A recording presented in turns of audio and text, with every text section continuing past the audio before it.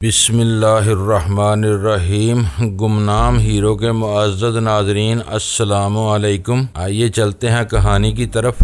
ڈاکو غالباً black cat T کے اشارے پر تیزی کے ساتھ اپنی نفری بڑھا رہے تھے اور بے چینی کے ساتھ جدید اسلحے کے منتظر تھے۔ ایسے حالات میں اسلحے کی ڈیل کے لیے جمی لائٹ پر نامعلوم بیرونی قوتوں کی طرف سے دباؤ پڑنا اور اس کا مضطرب ہونا ہر اعتبار سے قابل فہم تھا۔ اس مہم میں میری شمولیت اول خان کے ایما پر ہوئی تھی، لیکن اس تمام گفتگو کے دوران میں وہ بیچارہ مسلسل خاموش بیٹھا ہماری باتیں سنتا رہا۔ اسے اندازہ ہی نہیں ہو سکا تھا کہ میں اس گفتگو کو کس رخ پر لے جا رہا تھا۔ وہ اسی وقت قدرے چونکتا اور پھر فوراً ہی سنبھلتا تھا جب کوئی انکشاف اس کے سامنے آتا تھا۔ سیدھی سی بات ہے، مونچھوں والا کہہ رہا تھا، ہم نے اب یہ سیکھ لیا ہے کہ اگر کوئی ہاتھ خود سے تمہیں تمہارا حق نہ دے تو بڑھ کر پوری طاقت سے اس ہاتھ کو توڑ دو۔ باہر والے ہمیں چور ڈاکو جو چاہے کہتے رہیں، ہمارا کام جاری رہے گا اور آنے والے دنوں میں ہمیں ہماری محنت کا پھل مل جائے گا۔ اس مہم میں کوئی سیاسی قوت بھی تمہارا یعنی ہم لوگوں کا ساتھ دے رہی ہے؟ کوئی نہیں، اس نے تنفر آمیز لہجے میں کہا۔ زیادہ تر سیاستداں بزدل اور دوگلے ہوتے ہیں، ہمارے ڈیروں پر آ کر میٹھی میٹھی باتیں کرتے ہیں، باہر جا کر زہر اگلتے ہیں۔ ہمیں کسی کی مدد کی ضرورت نہیں۔ سائیں سرکار کی دعائیں ہمارے ساتھ رہیں تو ہم جلد ہی سرخ رو ہوں گے۔ سائیں سرکار کا نام سن کر میرا دل اچھل کر حلق میں آ گیا۔ میں نے پوچھا، سائیں سرکار کون ہیں؟ ہمارے پیر و مرشد، اس نے احترام و عقیدت سے لبریز لہجے میں کہا۔ اگر تم ہمارے ساتھی بننے میں کامیاب ہو گئے تو تمہارا ان سے ضرور ملاقات ہوگی۔ اب چلنے کی تیاری کرو، پگڑی والے دوسرے شخص نے کہا۔ تم لوگ تو ایسے باتیں کر رہے ہو جیسے یہ دونوں ہمارے ساتھ شامل ہو گئے ہیں۔ ان کی آنکھوں پر پٹیاں باندھو اور انہیں جیپ میں ڈال کر لے جا۔ اس خبیث نے وہ سنسنی خیز محفل پال بھر میں درم برم کرا دی۔ ہم نے انہیں اپنی نیک نیتی کا لاکھ یقین دلانا چاہا، لیکن وہ اپنے اصولوں سے منحرف ہونے پر آمادہ نہ ہوئے۔ اس پہلی چوکی سے آگے کا سفر آنکھوں پر پٹیاں باندھے بغیر ناممکن تھا۔ میری اور اول خان کی آنکھوں پر پٹیاں باندھنے کے بعد ہمارے ہاتھ بھی پشت پر باندھ دیے گئے۔ اول خان کو ایک شخص کے ساتھ پچھلی نشست پر بٹھایا گیا، مجھے مونچھوں والے کے برابر میں اگلی نشست پر بٹھایا گیا۔ جیپ کا انجن سٹارٹ ہوا اور وہ ہچکولوں کے ساتھ آہستہ سے اپنے سفر پر روانہ ہو گئی۔ انجن کے شور کے مقابلے میں جیپ کی رفتار بہت سست تھی، جس سے میں نے اندازہ لگایا کہ گھنے جنگل میں راستہ بہت خراب تھا اور جیپ فور وہیل پر چل رہی تھی۔ شدید جھٹکوں کے ساتھ ہی بار بار موڑ بھی کاٹے جا رہے تھے، جس سے ظاہر ہو رہا تھا کہ درختوں کو صاف کر کے جنگل میں مصنوعی راستہ بنانے کی بجائے ان لوگوں نے پرپیچ قدرتی راستہ ہی اپنے زیر استعمال رکھا ہوا تھا، جس سے گزر کر کسی اجنبی کا ان تک پہنچنا ناممکنات میں سے تھا۔ وہ الجھن امیز اور پر صعوبت سفر میری توقع سے کہیں زیادہ طویل ثابت ہوا۔ گونگے اور اندھے کی طرح 1 گھنٹہ گزارنے کے بعد میرے لیے سگریٹ کی طلب ناقابل برداشت ہو گئی تو میں نے انجن کے تیز شور میں چیخ کر اپنے نگہبانوں کو اپنی خواہش سے باخبر کیا۔ یوں ہی بیٹھے رہو، مونچھے والے کی آواز میرے کانوں سے ٹکرائی۔ یہ سمجھ لو کہ ابھی سے تمہاری تربیت کا آغاز ہو گیا ہے۔ یہ جیپ 3.5-4 گھنٹے تک یوں ہی چلتی رہے گی، اس سے آگے کچھ کہنے کی گنجائش ہی نہیں تھی۔ جیپ کی رفتار بہت سست تھی، لیکن پھر بھی 3.5-4 گھنٹے کا سفر معنی رکھتا تھا۔ جنگل میں ان کے سردار کا ٹھکانہ بہت دور تھا، یا پھر وہ ہمیں ایک ہی علاقے میں چکر دے کر مسافت کے بارے میں فریب دینے کی کوشش کر رہے تھے۔ پرپیچ سفر کی نوعیت کچھ ایسی تھی کہ میرے لیے صحیح صورتحال کا ادراک کرنا بالکل ہی ناممکن ہو کر رہ گیا تھا۔ ہم لوگ پیدل چل رہے ہوتے تو شاید اتنی تکان نہ ہوتی، مگر جیپ میں مزید کچھ دیر کے سفر کے بعد میرا جوڑ دکھنا شروع ہو گیا۔ آخر کار طویل وقفے کے بعد ایک مقام پر جیپ ٹھہرنے کے ساتھ ہی اس کا انجن بند ہوا اور متعدد ملی جلی انسانی آوازیں میرے کانوں میں آئیں تو میں نے دل ہی دل میں وہ پرصعوبت سفر ختم ہونے پر خدا کا شکر ادا کیا۔ مونچھوں والے نے پہلے میری آنکھیں کھولی، پھر جیپ سے اتارنے کے بعد ہاتھ بھی کھول دیے۔ یہی عمل دوسرے آدمی نے اول خان کے ساتھ دہرایا تھا۔ اس مقام کا جائزہ لیتے ہوئے میں کوشش کے باوجود اپنی حیرت پر قابو نہ رکھ سکا۔ وہ گھنے جنگل کا صاف کر کے ہموار کیا ہوا ایک میدان تھا، جس کے چاروں طرف تا حد نظر گھنا جنگل پھیلا ہوا تھا۔ وہ جنگل اس قدر گنجان اور دن کے وقت نیم تاریک تھا کہ اس میں چند قدم سے آگے دیکھنا دشوار تھا۔ اسی طرح یہ بھی سمجھ میں نہیں آ رہا کہ وہاں کھڑی ہوئی متعدد گاڑیاں کس راستے سے اس میدان میں داخل ہوئی ہوں گی۔ ہماری جیپ کی پوزیشن سے یہ معلوم ہو رہا تھا کہ وہ کدھر سے آئی ہوگی، لیکن اس سمت میں بھی درخت ایک دوسرے سے اتنے قریب تھے کہ کسی گاڑی کا ان سے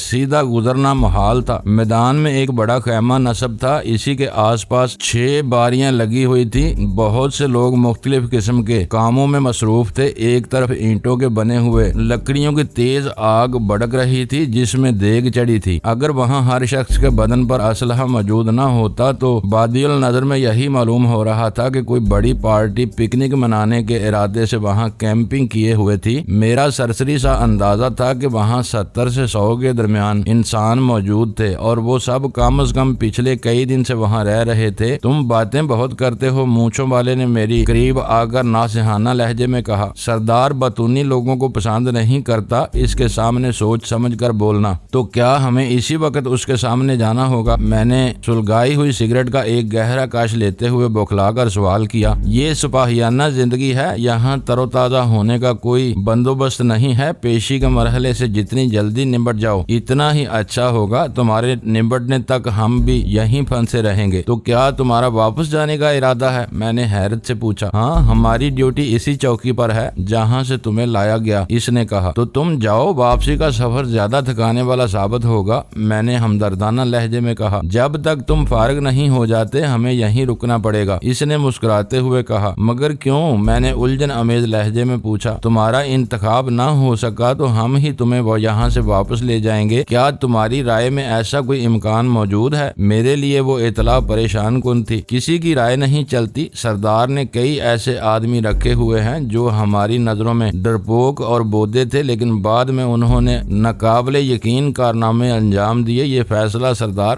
خود کرتا ہے۔ پہلے سے وہاں موجود لوگوں نے ہماری آمد میں کوئی خاص دلچسپی نہیں لی، نہ ہی کسی نے ہمارے لانے والوں کے ساتھ گرم جوشی کا مظاہرہ کیا، جس سے پتہ چلتا تھا کہ وہ سب اس کیمپ کے معمولات میں شامل تھے۔ وہ دونوں ہمیں لے کر بڑے خیمے کی طرف گئے۔ پہلے مونچھوں والا پردہ اٹھا کر اکیلا اندر گیا۔ اس کے باہر آنے پر میں اول خان کے ساتھ خیمے میں داخل ہو گیا۔ خیمے میں قدم رکھتے ہی لہو میری رگوں میں گویا منجمد ہو گیا اور میری آنکھیں پھٹی کی پھٹی رہ گئیں۔ سردار ایک تنومند اور دراز قامت شخص تھا۔ وہ ایک فولڈنگ کوچ پر نیم دراز سگریٹ پی رہا تھا۔ اس کے قریب ہی ایک عورت اور ایک مرد بھی بیٹھا ہوا تھا۔ مرد میرے لیے اجنبی تھا، لیکن وہ عورت جانو ماچی کی بیوہ رانی تھی۔ میں اس کے شوہر کا قاتل تھا۔ اپنے شوہر کے دم توڑنے سے پہلے اور اس کے بعد رانی نے بحث و تمیز میں میرے ساتھ کافی وقت گزارا تھا۔ وہ میری صورت نہیں بھول سکتی تھی۔ مجھے پورا یقین تھا کہ میرا سر منڈا ہوا ہونے کے باوجود وہ مجھے پہچان لے گی اور وہی خیمہ میرا مدفن بن جائے گا۔ میں تنہا اور نہتا تھا، جبکہ وہ پورا میدان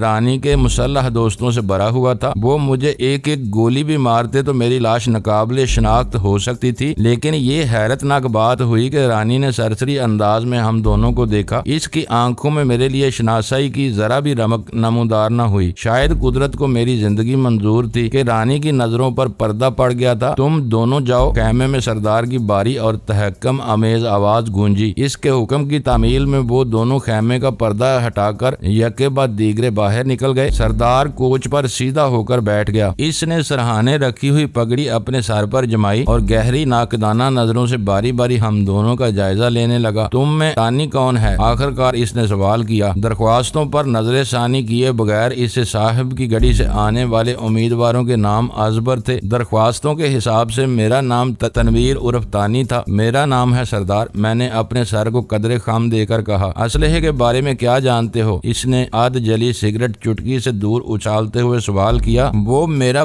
دل پسند موضوع تھا۔ مجھے اسلحے کی اقسام سے لے کر ان کے بہترین میک تک معلوم تھے۔ میں نے 90 تلے الفاظ میں رک رک کر تقریر شروع کر دی جو وہ تحمل سے سنتا رہا۔ مشین گن کی باری آنے پر اس نے مجھے خاموش کر دیا۔ پہلے کیا کرتے تھے؟ اس نے خشک اور تحکم امیز لہجے میں اگلا سوال کیا۔ اس دوران میں اس کی نگاہیں ایک پل کے لیے بھی مجھ پر سے نہیں ہٹی تھی۔ ہیروین کی پوڑیاں بیچا کرتا تھا، میں نے بلا توقف جواب دیا۔ میرے دل میں آئی کہ اس کام سے دستبردار ہونے کے اسباب پر بھی روشنی ڈالوں، لیکن مونچھوں والے کی ہدایت یاد آتے ہی میں نے وہ ارادہ ترک کر دیا۔ تمہاری رائے میں غداری کی کم سے کم اور زیادہ سے زیادہ سزا کیا ہونا چاہیے؟ غداری کی صرف ایک ہی سزا ہونا چاہیے اور وہ موت ہے۔ رفتہ رفتہ میرا اعتماد بحال ہونے لگا تھا۔ 5,000 روپے ماہانہ، چھٹی کوئی نہیں، گولی کا زخم آیا تو علاج مفت، مزدوری کی صورت میں 50,000 روپیہ اور گھر بیٹھے آدھی تنخواہ، مقابلے میں مارے گئے تو وارثوں کے لیے 2 لاکھ نقد، نوکری منظور ہے؟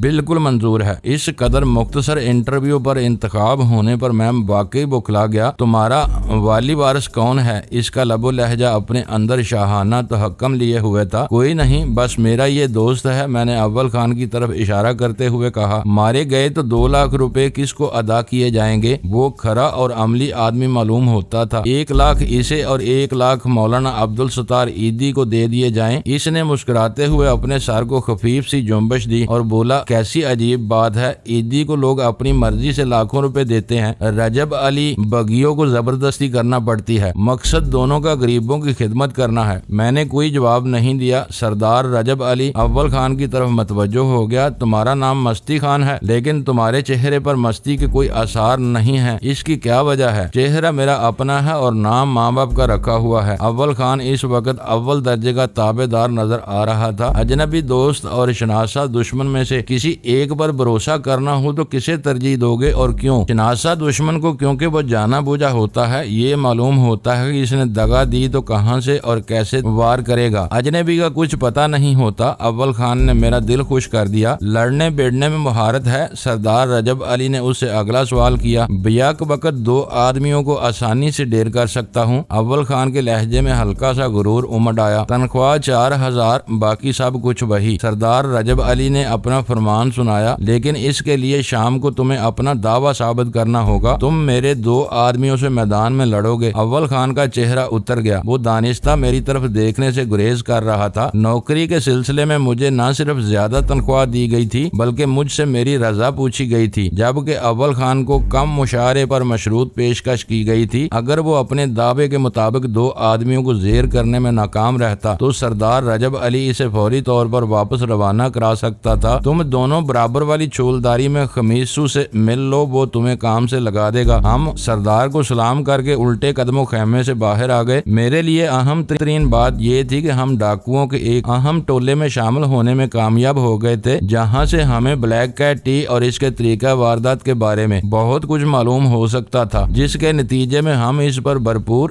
ضرب لگانے میں کامیاب ہو سکتے تھے۔ شام والی لڑائی بلا وجہ ہی گلے پڑ گئی۔ اول خان کی طرف جاتے ہوئے بڑبڑایا، اس نے چھٹے ہوئے آدمی میرے مقابلے پر اتار دیے تو خواہ مخواہ کرکری ہو جائے گی۔ اس سے مفر ہی نہیں تھا، تم لڑنے بڑنے سے انکار کرتے تو وہ اسی وقت تمہیں واپس لوٹا دیتا۔ اس نے مجھ سے میرے ورثاء کے بارے میں بھی کچھ نہیں پوچھا، اس نے شکوہ کیا۔ شام کو پوچھے گا، ابھی تمہاری نوکری کچی ہے، جو کچھ ہو رہا ہے ہونے دو، اس پر کسی رد عمل کا اظہار نہ کرنا۔ 2-3 دن گزار کر ہم یہاں سے نکلنے کی فکر کریں گے۔ سردار رجب علی جس قدر خوش شکل اور پرشکوہ انسان تھا، خمیسو اسی قدر چھچورا اور بدخو انسان تھا۔ اس نے نہایت طنزیہ انداز میں ہم دونوں کا استقبال کیا تھا۔ وہ شاید سردار رجب علی کا دست راست ہونے کے ساتھ اس کا منشی بھی تھا۔ اس نے ہمیں ایک آہنی صندوق میں بڑے بور کے پستول فاضل گولیوں سمیت دیے اور ہمیں لے کر ایک طرف چل دیا۔ اول خان کو اس نے کھانے والوں کی ٹولی کے ساتھ چھوڑا اور مجھے گنجان درختوں کے پیچھے بیٹھے ہوئے 5 قیدیوں کی طرف لے گیا۔ وہاں پہلے سے مامور مسلح شخص خمیسو کا اشارہ پاتے ہی ایک سائیڈ پہ ہو گیا۔ یہ 5 موٹی اسامیاں ہیں، ان کے تاوان کی بات چل رہی ہے۔ ان میں سے کوئی بھی نکل بھاگنے میں کامیاب ہو گیا تو تمہاری چمڑی گرا دی جائے گی۔ آخری فکرہ اس نے میرے کان میں منہ ڈال کر آہستہ سے کہا تھا۔ خمیسو فوراً ہی چلا گیا۔ ان 5 قیدیوں کے شیب بڑے ہوئے تھے، بے خوابی کی وجہ سے ان کی آنکھوں کے گرد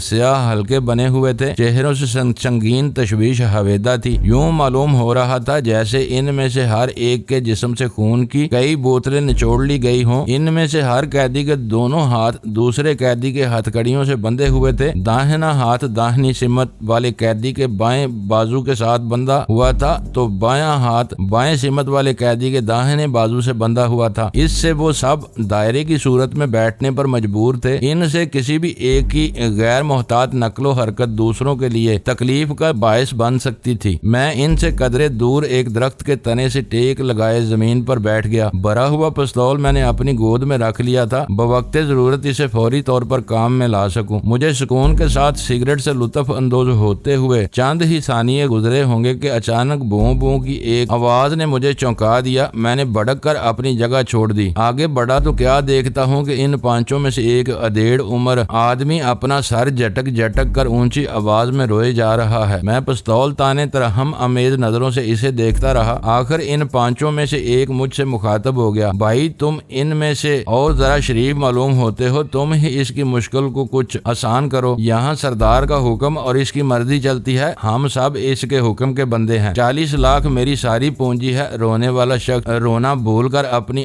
بپتا سنانے لگا۔ پتہ نہیں میرے گھر کے کس بیدی نے خبر ان کو پہنچا دی ہے۔ 40 لاکھ ان کو دے دوں تو پھر میں کیا کروں گا؟ اس کی بات بہت سادہ اور قابل فہم تھی۔ میں نے نرمی سے کہا 40 لاکھ دے دو، تم زندہ رہے تو اس سے زیادہ رقم کما لو گے، اپنی ضد کی وجہ سے مارے گئے تو ایک پیسہ بھی تمہارے کام نہیں آ سکے گا۔ اس نے دل کی گہرائیوں سے ایک سرد آہ کھینچی اور بولا، وہ میری خون پسینے کی کمائی ہے، یہ بات سب بڑی آسانی سے کہہ دیتے ہیں، یہ کوئی نہیں بتاتا کہ روپے کس پیڑ میں اگتے ہیں۔ اس نے دوبارہ رونا شروع کر دیا۔ اس کے ساتھی قیدی اپنی تشویش اور پریشانی کے باوجود اسے ہمدردانہ نظروں سے دیکھ رہے تھے۔ میں نے بھی اسے چھیڑنا مناسب نہ سمجھا اور دوبارہ اپنی جگہ پر جا بیٹھا۔ ڈاکو اپنی دانست میں ان قیدیوں کے ساتھ بہتر رویہ اختیار کیے ہوئے تھے۔ ان میں سے کسی کے فرار کے خطرے کے سدے باب کے لیے انہیں اجتماعی طور پر ہتھکڑیاں پہنانے کے علاوہ ان کی ہر ضرورت کا خیال رکھا جا رہا تھا۔ حوائج ضروریہ کے سلسلے میں جو بھی جب چاہتا کھول دیا جاتا تھا، اسے ایک مسلح ڈاکو کی نگرانی میں قریبی جنگل میں بھیجا جاتا اور واپسی پر دوبارہ ہتھکڑی لگا دی جاتی۔ کھانے کے وقت ان سب کو آزاد کر دیا گیا اور سب سے پہلے انہی کو کھانا فراہم کیا گیا۔ ان میں سے 2 افراد بغیر نمک مرچ کا پھیکا اور پرہیزی سالن کھاتے تھے جو ان کے لیے علیحدہ تیار کیا گیا تھا۔ ان میں سے ایک قیدی سر شام وہسکی پینے کا عادی تھا۔ مجھے پتا چلا کہ سردار رجب علی بذات خود اسے شراب بھجواتا تھا، لیکن اس امر سے چشم پوشی کسی بھی طرح ممکن نہیں تھی کہ وہ سب قیدی تھے۔ انہیں ان کی مرضی کے خلاف ان کے گھروں، دفتروں یا راستوں سے اغوا کیا گیا تھا۔ ان کی بخیر و عافیت رہائی کے لیے ان کے لواحقین سے خطیر رقوم کا مطالبہ کیا گیا تھا۔ انہیں یہ بتا دیا گیا تھا کہ ایک مقررہ مدت تک مطلوبہ رقوم نہ ملی تو ان کی لاشیں ان کے گھروں کو روانہ کر دی جائیں گی۔ وہ سب ہی ذی حیثیت لوگ تھے اور اس کھلے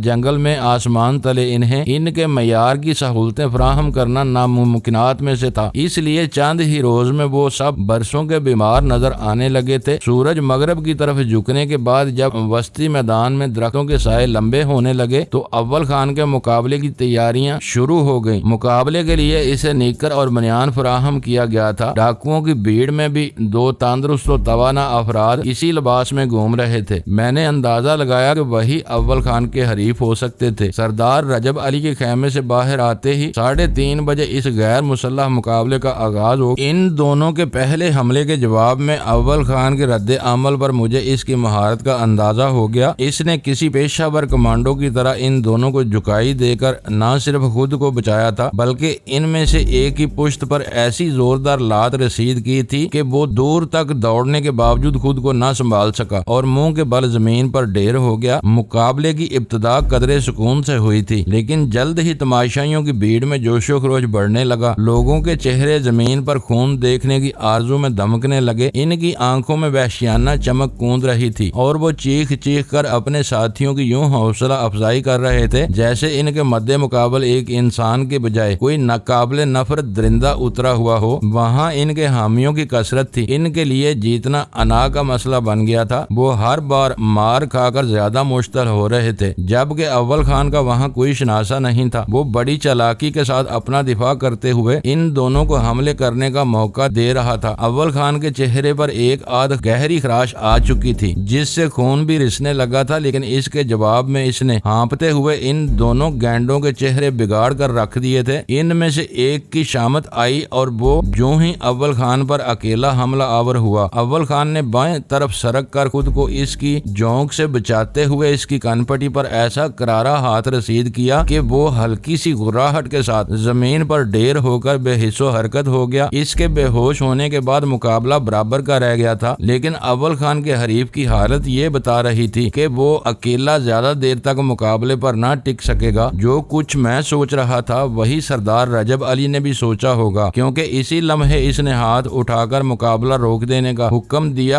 اول خان کو سردار نے اپنی طرف بلا لیا۔ اس کا حریف اپنے ساتھیوں میں جا ملا۔ دن کے اجالے میں ان قیدیوں پر پر صرف میری ڈیوٹی رہی، لیکن شام ہوتے ہی میری جگہ 3 نئے چاقو چوبند آدمی آ گئے۔ وہ مقام ایسا تھا وہاں لوگ ایک دوسرے پر اعتماد کرتے تھے، کسی تیسرے کو یہ بتانے کی ضرورت نہیں تھی کہ کسے کیا کرنا ہے۔ میں نے اپنی جگہ آنے والوں کی بات مان کر خمیسو کی چولداری کا رخ کیا۔ وہ باہر ہی کھڑا ہوا نسوار کی چٹکی اپنی ہتھیلی پر مسل رہا تھا۔ جب تک یہاں پڑاؤ ہے گھوم پھر کر دوسروں کا ہاتھ بٹاتے رہو۔ خمیسو نے مجھے پہچان کر کہا، دن میں قیدیوں کی دیکھ بھال کر لیا کرو، ابھی تم نئے ہو اور ان جنگلوں سے ناواقف بھی، اس لیے رات کے وقت تمہیں کوئی کام نہیں سونپا جائے گا۔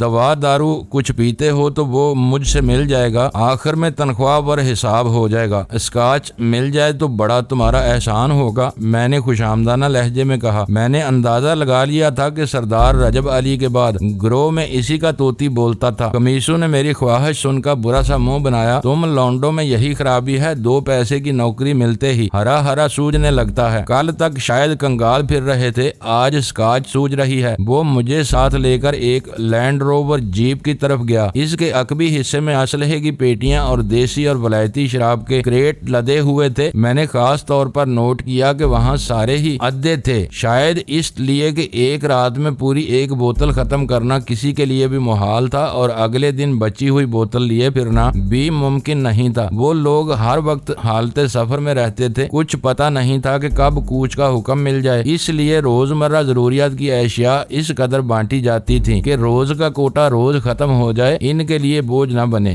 بلیک لیبل کا ہاف 200 روپے میں بہت سستا تھا، وہ دام کراچی کی مارکیٹ سے نصف سے بھی کم تھے۔ یہاں شراب تو بہت سستی ہے استاد، میں نے خمیسو سے اپنی حیرت کا اظہار کیا۔ ان جنگلوں میں مقدر کے ستائے ہوئے لوگوں کے لیے اور رکھا ہی کیا ہے؟ خمیسو پلٹ کر تلخ لہجے میں بولا، پہلے سردار شراب مفت بانٹتا تھا، مفت کا مال سب ہی پینے لگتے تھے، اس لیے برائے نام قیمت رکھنا پڑی۔ ریڈ لیبر اور ٹیچرز 300 کی بوتل ہے، وہ ذرا جلدی چڑھتی ہے، یہ خیال رکھنا کہ پی کر ذرا بھی بہکے یا ادھم مچایا تو سردار مار مار کر تمہاری چمڑی گرا دے گا۔ یہاں پینے پر کوئی پابندی نہیں، لیکن پی کر بہکنا ناقابل معافی جرم ہے۔ میں خمیسو سے بوتل لے کر واپس لوٹ رہا تھا تو سامنے سے رانی آتی ہوئی نظر آئی اور میرا دل اچھل کر حلق میں آ گیا، میرے قدم من بھر کے ہو گئے۔ خیمے میں سامنا ہونے پر وہ مجھے نہیں پہچان سکی تھی، لیکن مجھے ہر آن یہ دڑکا لگا ہوا تھا کہ وہ جانو ماچی کے قاتل کو کسی بھی لمحے پہچان کر میرا گریبان پکڑ لے گی۔ اس وقت میری حالت چھری کے نیچے آئے ہوئے بکرے کی سی تھی، لیکن رانی میری طرف ذرا بھی توجہ دیے بغیر نہایت سبک خرامی کے ساتھ میرے قریب سے گزرتی چلی گئی اور میں نے وہ کٹھن لمحات گزر جانے پر دل ہی دل میں خدا کا شکر ادا کیا۔